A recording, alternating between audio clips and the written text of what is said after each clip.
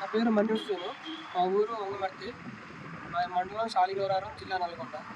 మా పత్తి చేలో పచ్చదోమ, తెల్లదోమ, గుండి నల్లి, ఇంకా తేనెబంక బాగా ఉండే.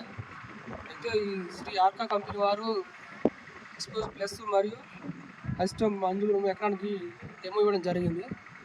2 మందులు కొట్టిన తర్వాత ఇప్పటికీ 5 రోజులు అవుతుంది. చేను బాగా పెరగడం కానీ, పిండి ఆకుపచ్చ, దోమ, నల్లి ఏది లేకుండా తేటగా అయింది. కొమ్మలు కూడా మంచిగా వస్తున్నాయి. మందు అందరు కుట్టుకోవాలి. ఓకే అండి. ఓకే శ్రీను గారు, మీరు చెప్పినటువంటి విధానాన్ని అందరూ రైతులు మొత్తం సద్వినియోగం చేసుకోవాలి.